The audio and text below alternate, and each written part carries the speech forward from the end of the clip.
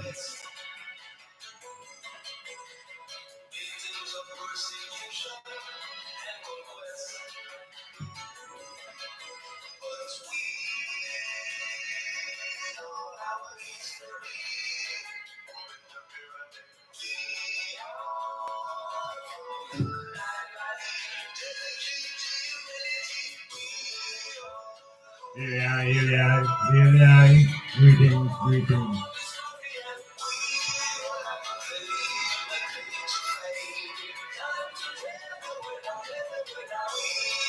Welcome, one and all. I Black Summer School on YouTube. Yes, this is the YouTube channel for the Metamorphosis. I Black Summer School.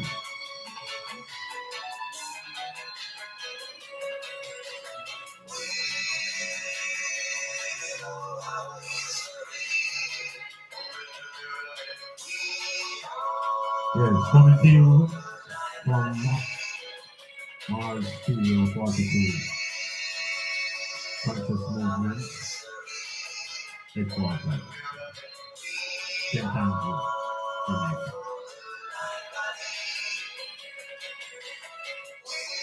Yes, this is the forum, this is the platform, this is the site for investigation, this is the site of inquiry. And the foundation of all of these inquiries and investigations is based upon a historical position, a perspective, or a standpoint. The standpoint of the Black Sunday School is Afro-centric. It is Black, African, Caribbean, Rastafari centered. Part of the motive for the Black Sunday School is to juxtapose, set it against what has been given to African people traditionally and historically as Sunday school, and the importance of Sunday school as an intuition has played in the entrapment of the mind of the African race. It's a very peculiar institution, but it was enforced in the plantation life of African people, where they would get day on Sunday that we would have to attend certain functions and listen to certain literature. So Sunday school is an important institution in the entrapment of African people and their meditation. Sunday school. The curriculum has never been challenged, and the fact that a school can be driven by one book with many chapters missing opens the door to a lot of questions. So most of I and I recall our experiences at Sunday school is at a place in the first instance you can never ask any questions about what you are told. You have to hold all ear on the fact that you believe in it. And so we are grown on a system of beliefs from our foreparents and the foundation of our capacity to go around and do things has been based on beliefs.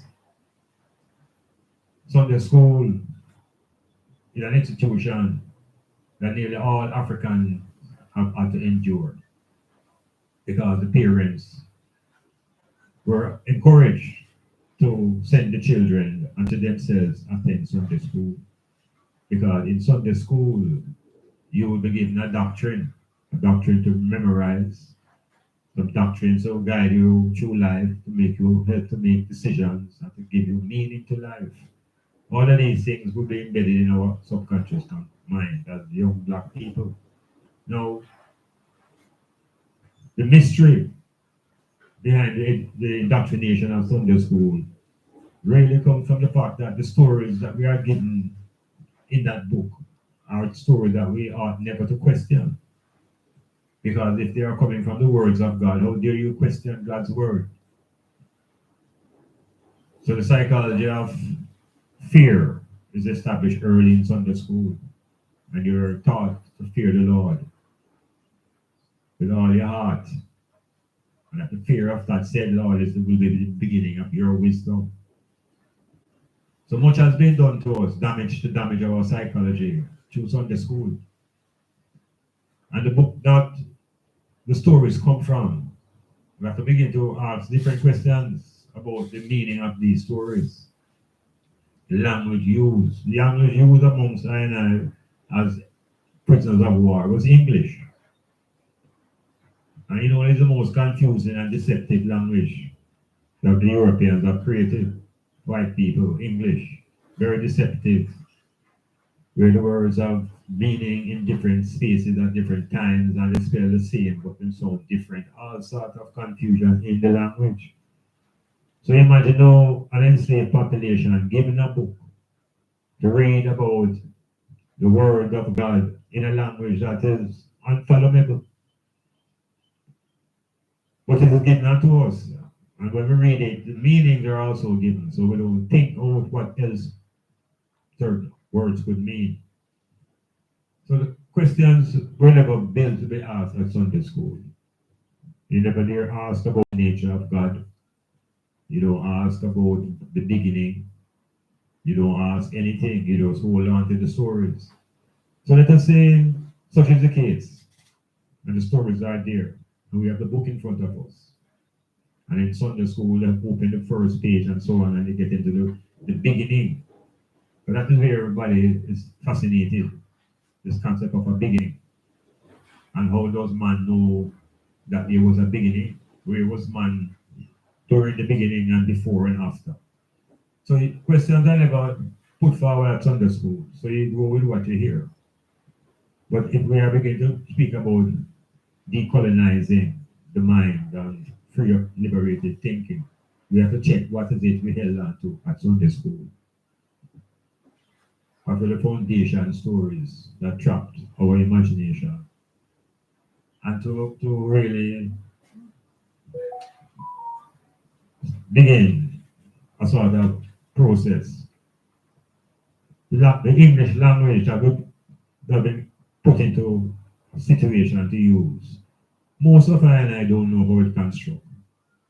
We don't have much knowledge of the intricacy of the language. They must drop it away and we just learn that there are 26 letters in the alphabet and consonants and some are vowels and that. We learn to just juggle those things and get meaning. But in the fullness is a language that I and I as an individual and I and I as a group of people who need to conquer that language. Yeah, man, because when you're forced to think in the language of a colonizer, it's hard to think as a liberated mind.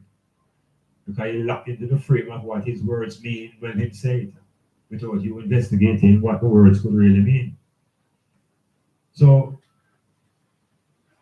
in a brief, because English is the language we have to work with, in this Sunday school, we put a focus on how English is constructed and use of language. That we'll begin to read the books that they have given to us, and we'll see it from an African-centered perspective.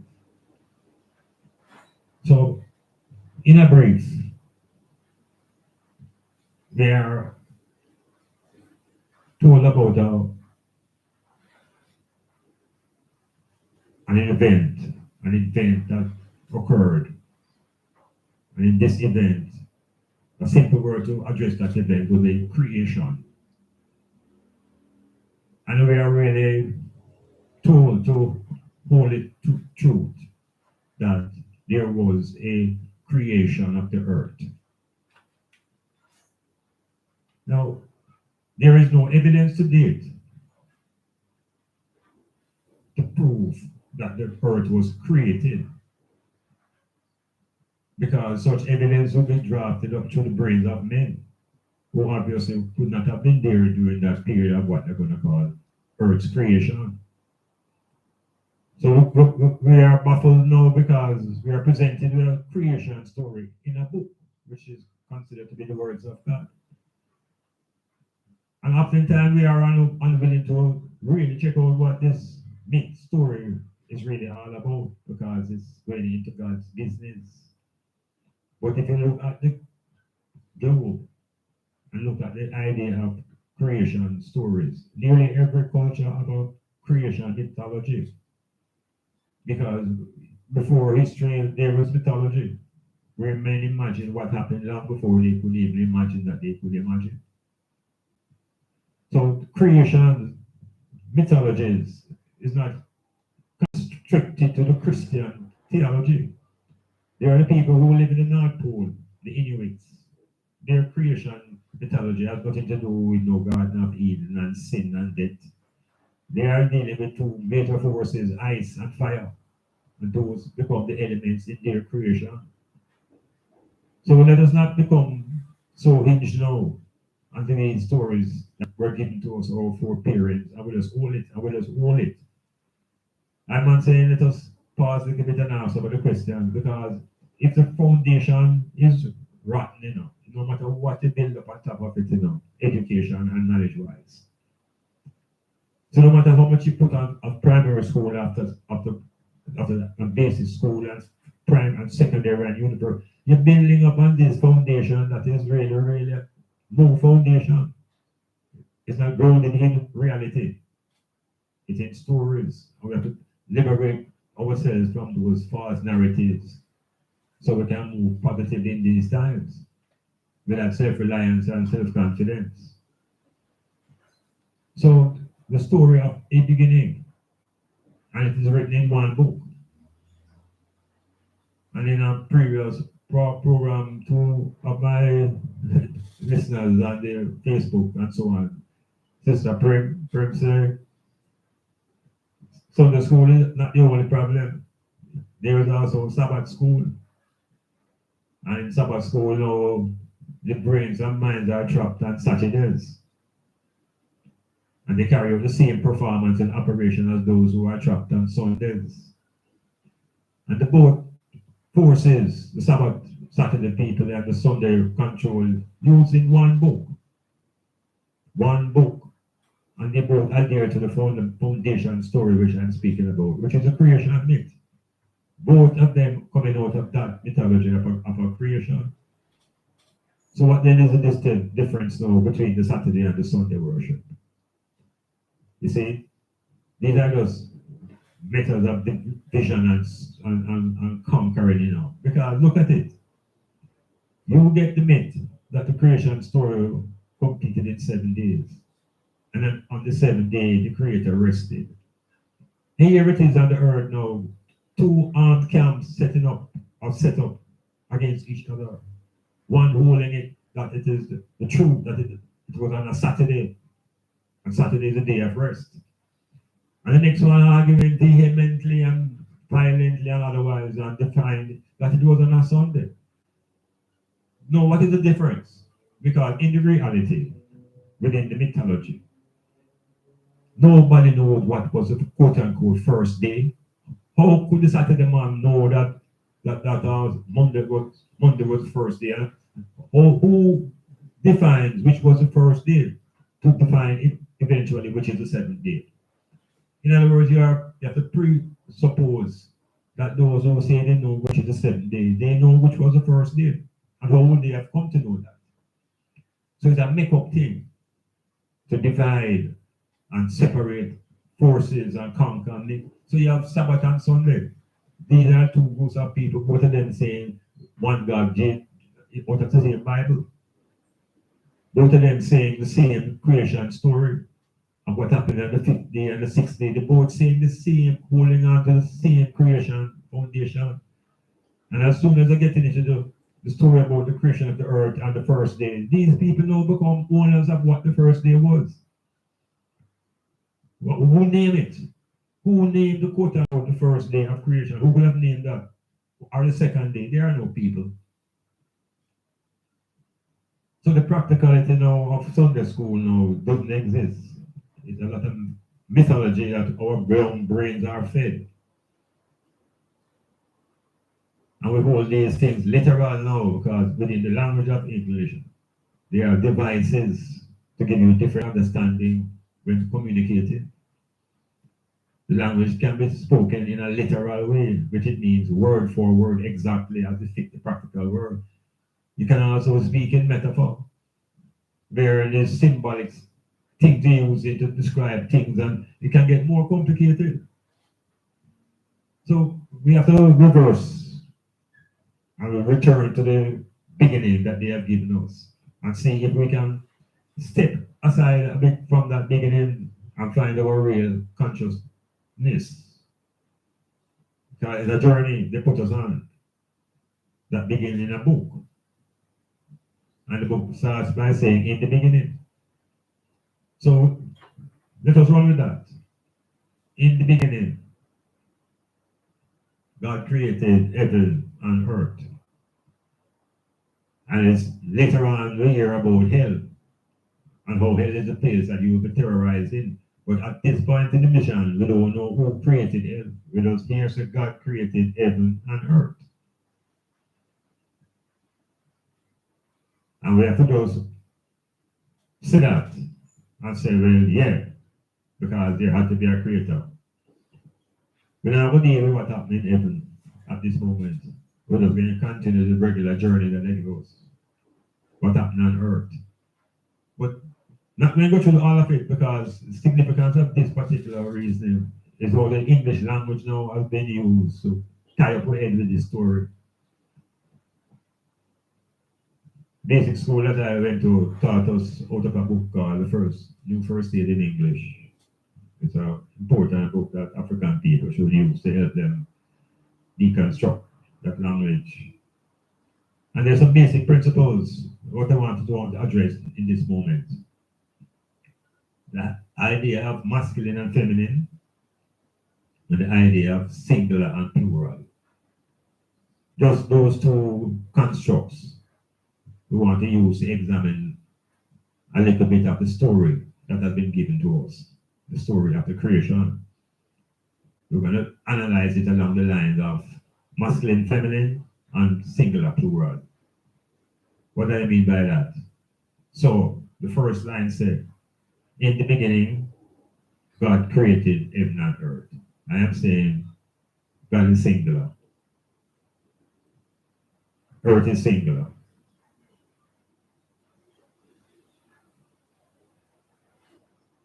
We will begin to continue into the story.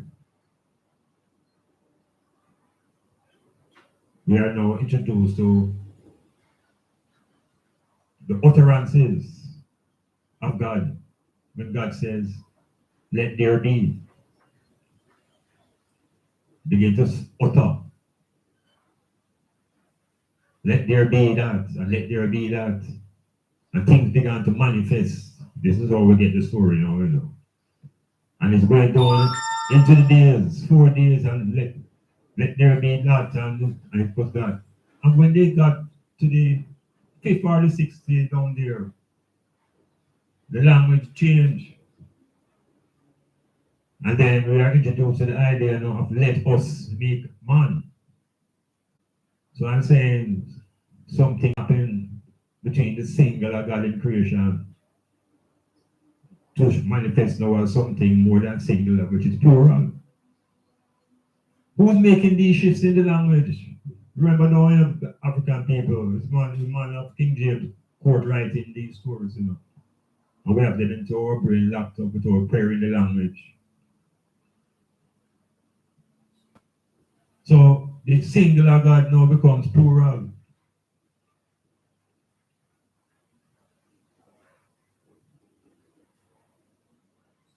And that same God now is referred to as He.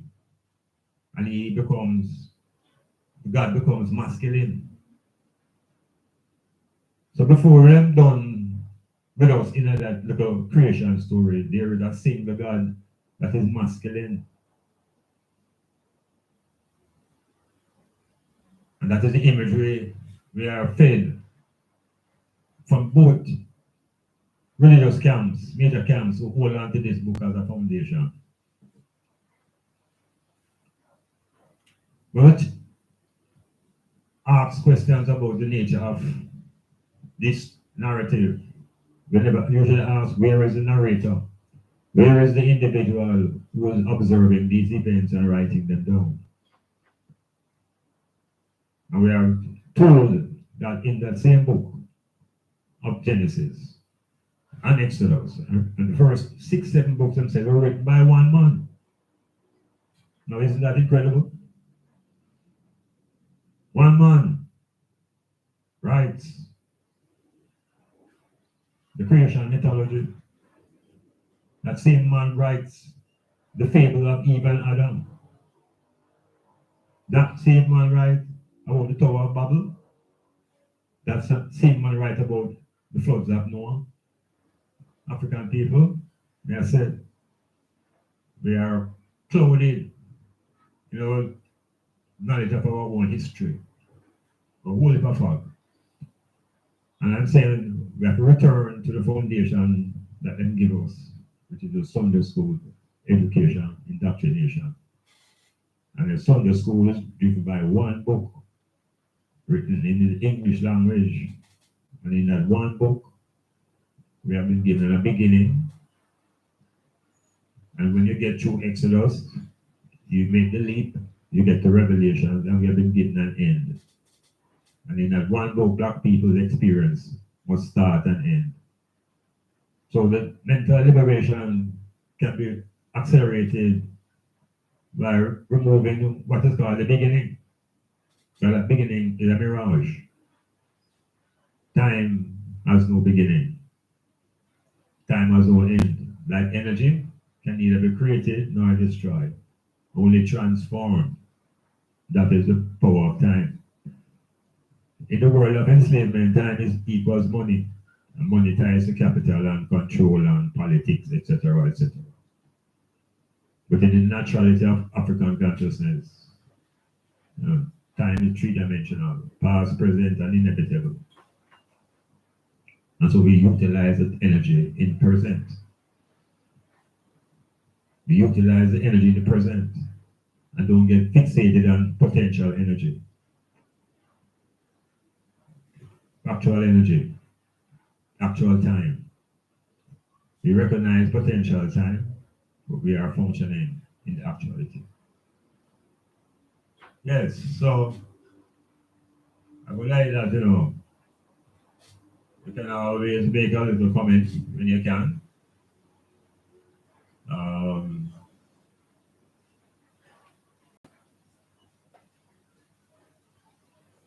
iblock@yahoo.com. iblock@yahoo.com. If you want to make a comment, and you can check out the channel. Uppercase, IBLAK, Sunday School at Yahoo.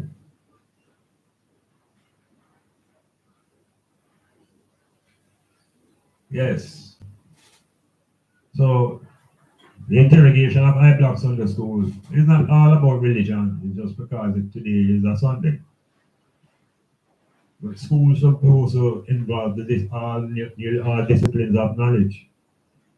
So there are the times when the topic will be about astronomy. And there are the times when it will be about biology, physics, economics, politics, sex, sports, all the various aspects of our being and elements that we have to come to knowledge of, that we can fulfill the fullness of our potential. But the one we're going to find difficult to be truly liberated without that clarity of historical foundation. Philosophy is essential, not to be feared. It's a tool. But it's about the brain. It's about valuing the brain, valuing the power of thought.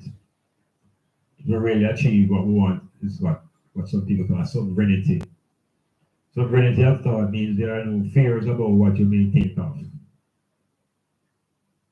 So That same Sunday school was very, very important in enforcing in African people the idea of having a soul. Watch this now, you know. The enslavers' greatest achievement through the doctrine of Christianity is making African people docile.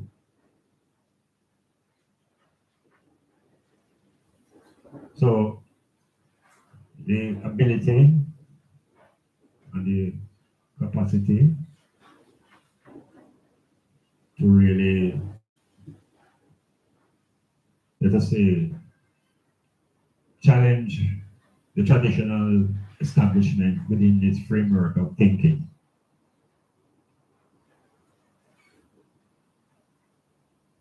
I block Sunday school would use these other disciplines to bring to the fullness the powers that come from within. The powers that come from within are not connected to any concept called soul. The powers that come from within are connected to the construction of the I. So what is the soul thing? And we read in the same first pages of the story of the creation that after this man was made out of dirt, he got breath because it was blown into his nostrils. And then man became a living soul. Now, when we hear that as a story, and they give us that interpretation that they've given us, it seems to make a connection between your breath and your soul. And it is a breath in life, that is the breath of life now that gives man a soul. Check it out. Check if that really, really, really resonates in reality. Because then what really is a soul then? If the soul is the breath, then it's not a unique thing in man, because all living things that breathe have breath. So to make all living things also souls. So what is it we are trying to save? That those other beings have no interest in saving. What is that soul? So Morph and I have been trapped in that belief that we became quote unquote civilized beings when we accepted the concept of the soul. And the soul, of course, is a Christian soul, a soul that will be docile, a soul that will not deal with resistance and change, because we need workers in the system who will not be rebellious. So the doctrines implanted in this mythology, why do we have a 7 day equals 1 week? Is it connected to the myth of 7 days in creation? In the creation myth, and then what happened on the 8th day? What happened on the 9th day? Everything shut down. So we have to awaken. That is the slumber, you know. That is the slumber where even our biggest and most conscious ones are resting without knowing. Resting in those fairy tales of the Sunday school life. And the Sunday school life is extended into the bigger institution now called church. And just now you know you get it flush. And before the African enslaved could go to church, on the plantation, they want to send them people to some little Sunday settings, which is really Sunday school. And the programming is deep there and it's unquestioned. So some of our brightest people still suffering from the Sunday school syndrome. They still think that the world was flooded by water and people drowned and so many people were saved and they are descendants of those people. These are fabrications. These are stories that are not grounded in African-centered consciousness. So it's asking questions out of that same creation myth that will make people think that you're feisty. I am matured and conscious enough to know about the power and the value of a female in creating further life. And yet, given the early story, was that the meal was made out of dirt. So although the life is there yet, and then now out of that now comes the female. So the source of life now comes after. Insanity, that is insanity. Total contradiction to nature and how earth function. So those type of stories confuse African people. But unable to question, you must put it in a category that is called belief. And in that category, you relax and feel satisfied, but you know that you don't know.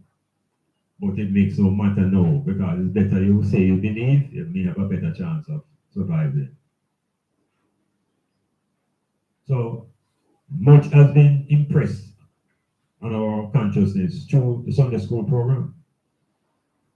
We have been given the beginning of civilization with a murder. And the beginning of civilization from two persons.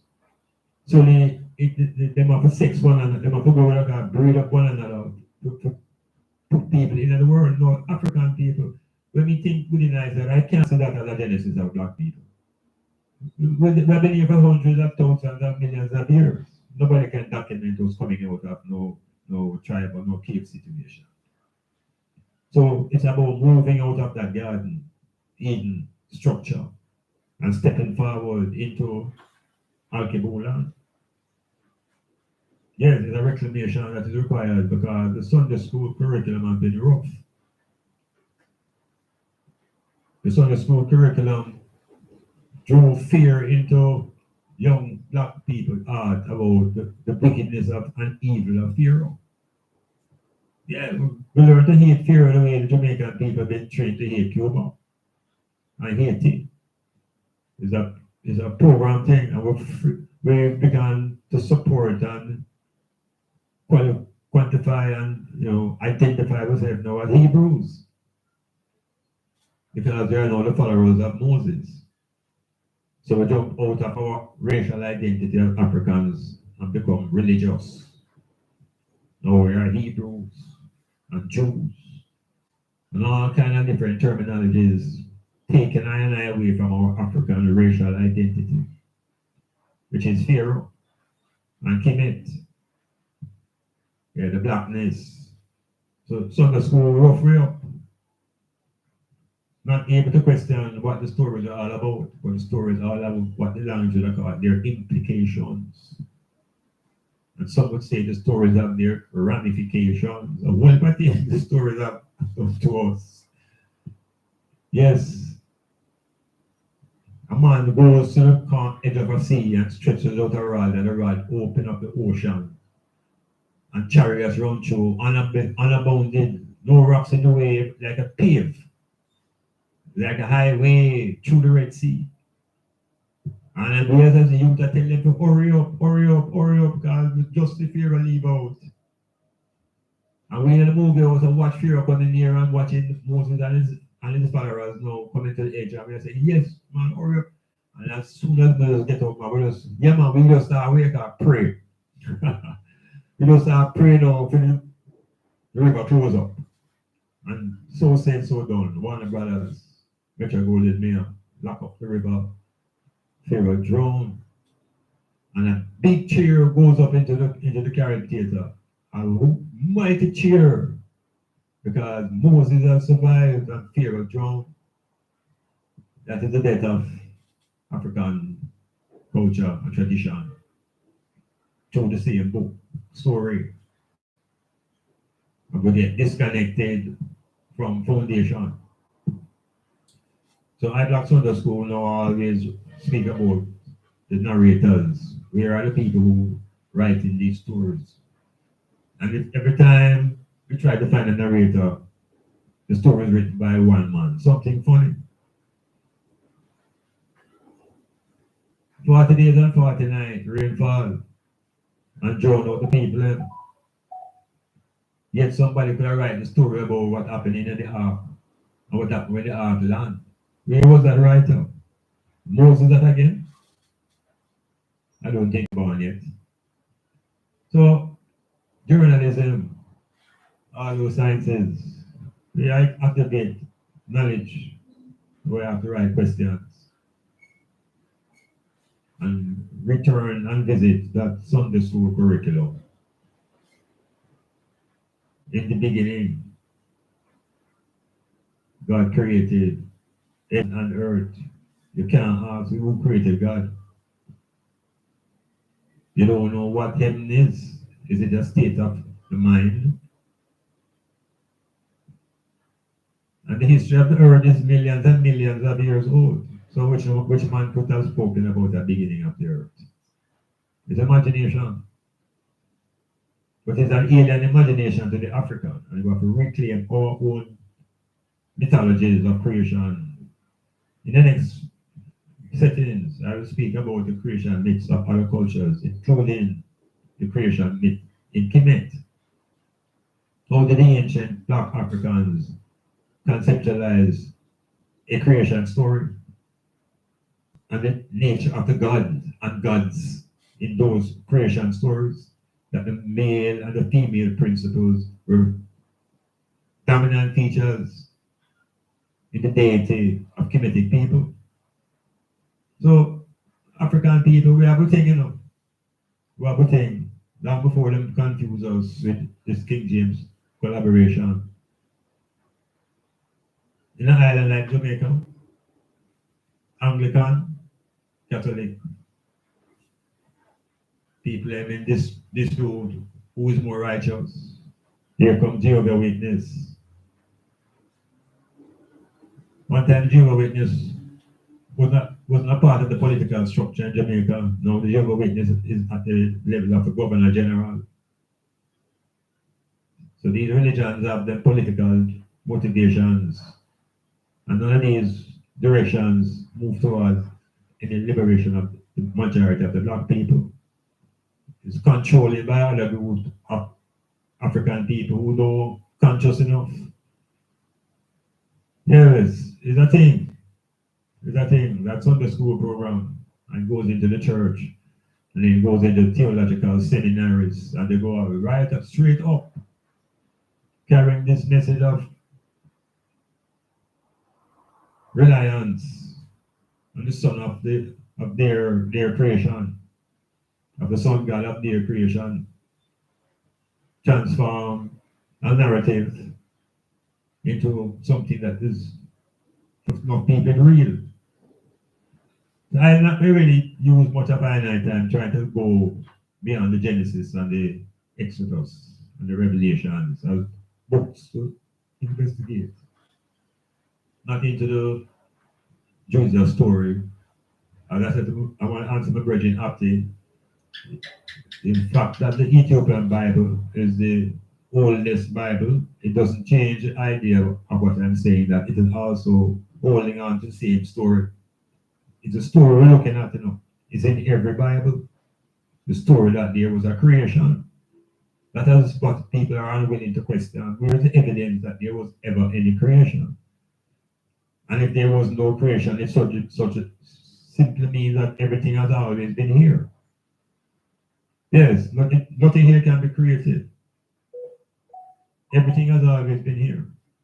So there's no need to conceptualize a beginner and a starter and somebody who will control no one, control your money and your life and your brain and your economics.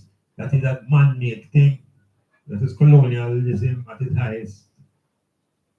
And the God works for the colonialists. That's why in America they put it on the money. In God they trust. That's why Donald Trump swears on the Bible. Because they really believe in their God. Guns, oil, and drugs. Practical. We get a theoretical construct of God that we must pray to. And at the same time, when we raise a question of how we pray to the same God that the white man is using, we can't get an answer.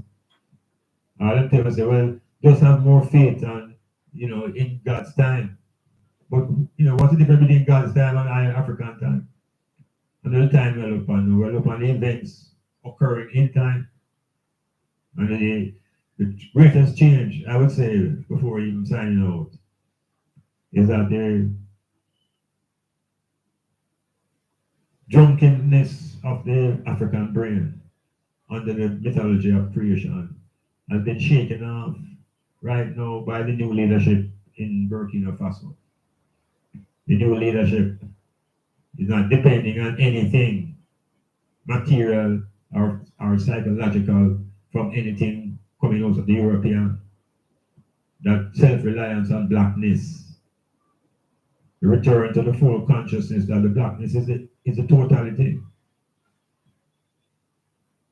There is not the source of any hatred or enmity between I and I. It's the source of our power, the consciousness of our blackness.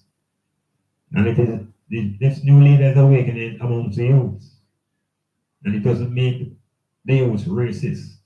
It makes them racially conscious. So the actuality of garbage philosophy now can be put into place. Because without racial consciousness and awareness, there's no action. No action. And see what Traore has done in 2 years. But other countries can't do in 20 years. Because he let go the mythologies primarily given to us through religion. Yeah, it's a foundational shift. No more believing, no more dependency. Telling Saudi Arabia to keep your mosque. Saudi Arabia wants to build 20,000 mosques.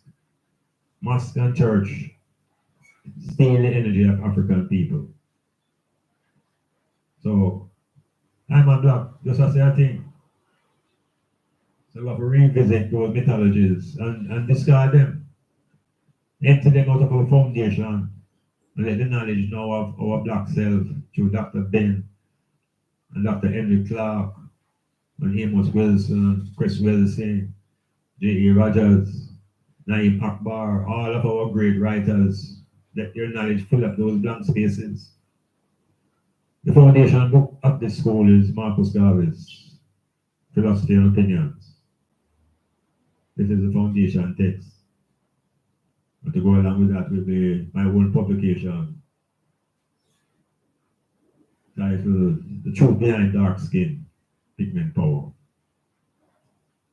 The traditional Sunday school has one book with several relevant chapters from different people and many have been taken out. But none of those books point to developing racial consciousness. None of those books speak about self-reliance. And these are the buzzwords, these are the relevant things required as tools in this time. Yeah, the consciousness of self-reliance, the knowledge of your own cultural history, and the value of economic insights. The unity can come when the consciousness comes. Unconscious people will not unite. So we're working on developing consciousness.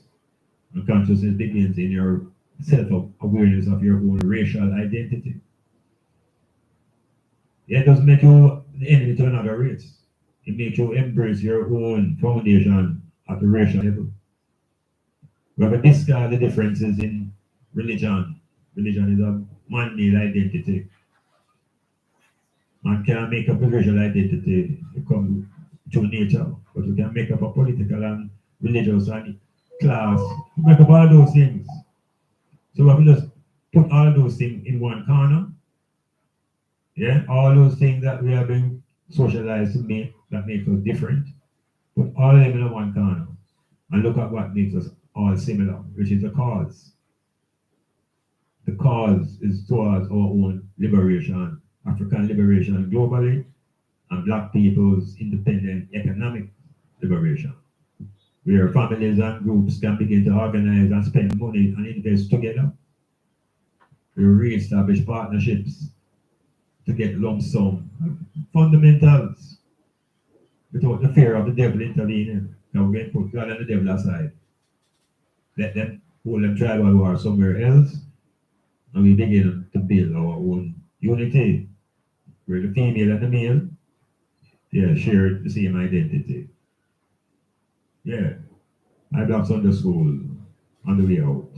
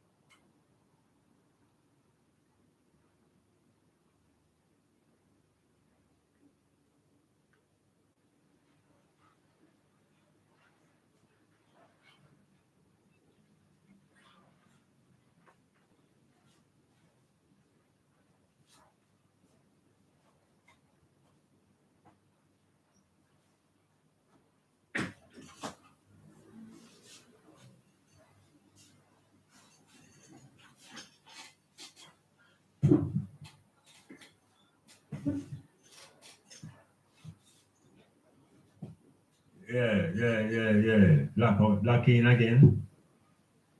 Working way out.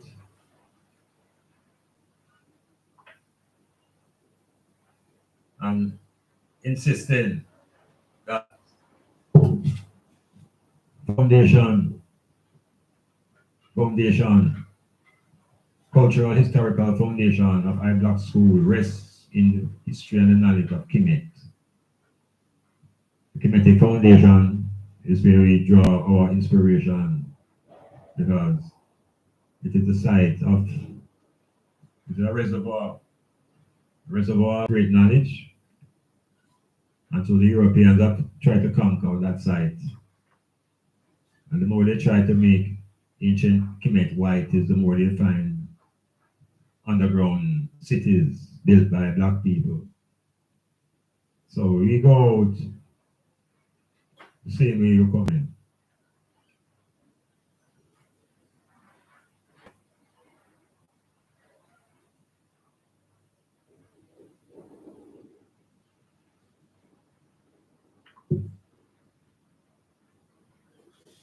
All right. So give thanks.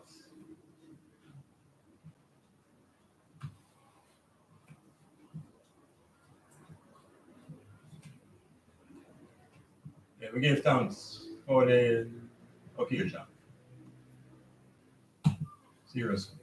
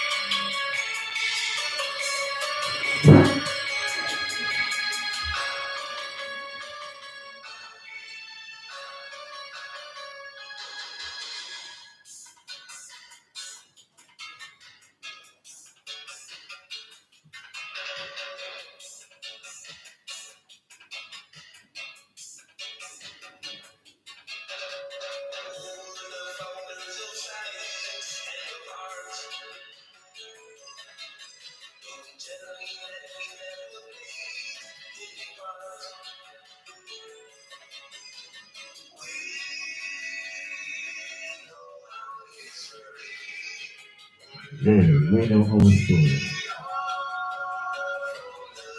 We have to realize on the Nile Valley. Nile Valley culture is a rallying point.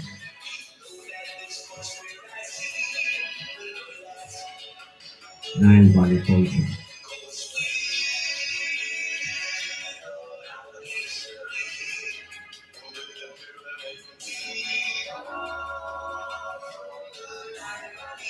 Yeah, so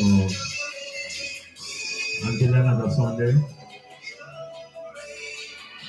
after I'm on Black and I Black Sunday School YouTube channel,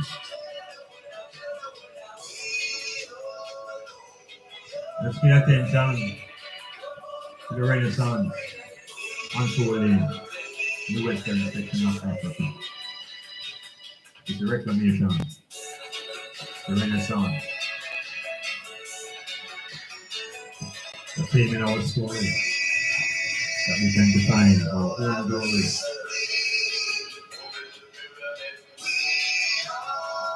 Nile Valley culture, that is the rally point.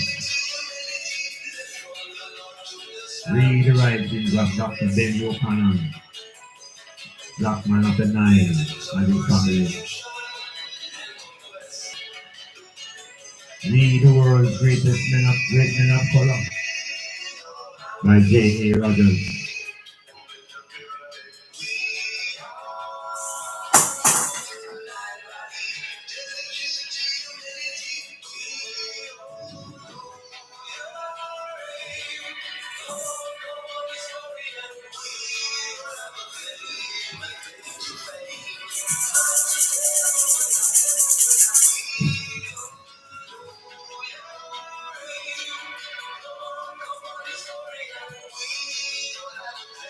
We are not fearful in the Trumpian era. We are super confident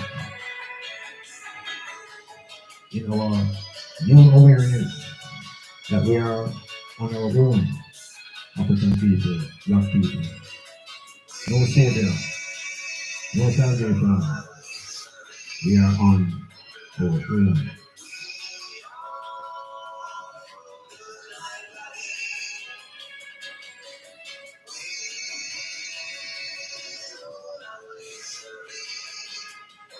Yeah. I black. Oh, I have another question.